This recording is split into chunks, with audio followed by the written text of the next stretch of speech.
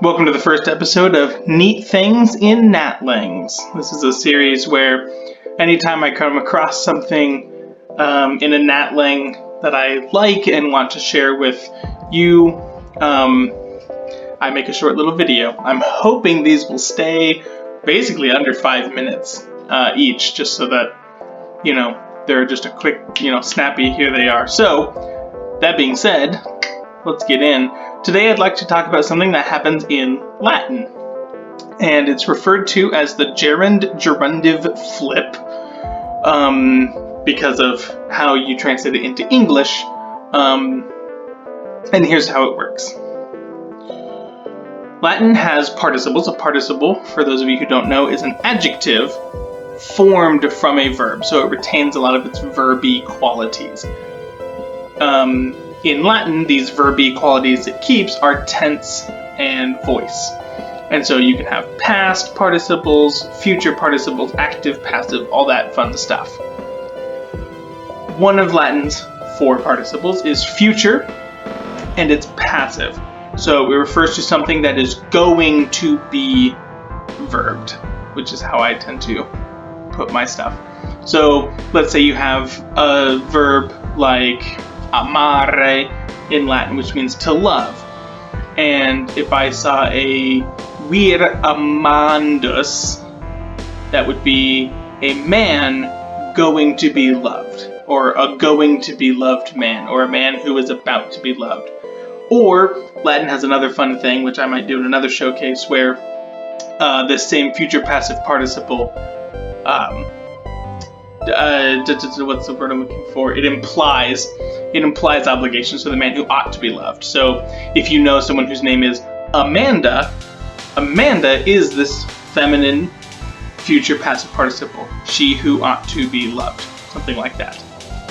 One of the neat things Latin does with this is in constructions where what is the best way to put it? Imagine you have an abstract noun. So we're going to use the verb conservare, which means to preserve or to save. And if you would, a sentence that's going to use that as an abstraction, so preservation or salvation, something like that. And the way in English that you would express it is the abstract noun of something. So the preservation of the city, or the interrogation of the hostage, something like that.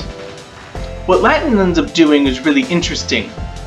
They use this future passive participle. So if you want to say the soldiers fought for the preservation of the city, you're actually going to say that the soldiers fought for the city that is going to be saved, the going to be saved city. And so you might expect it to look like milites, soldiers, ad conservationem, for the preservation, urbis, of the city, pugnaverunt, they fought. So the soldiers fought for the preservation of the city. That's actually bad Latin. It's ungrammatical would be a strong word, but you would certainly get your knuckles slapped in ancient Rome for writing a sentence like that. What you want to do is, instead of for the abstract noun of the city, you want for the city going to be verbed. So the soldiers fought for the going to be preserved city. So it's just this beautiful little thing they do where they have this neat construction, they have this neat future passive participle.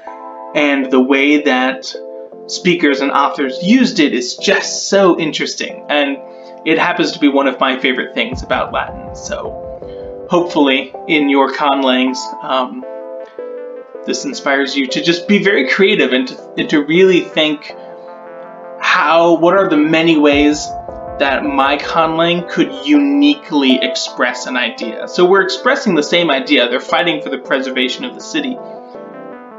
But there's so many ways that you can express that same idea. So this has been the first episode of Neat Things in Natlings. And hopefully the gerund-gerundive flip in Latin inspires you to go Conlang. Icarus out.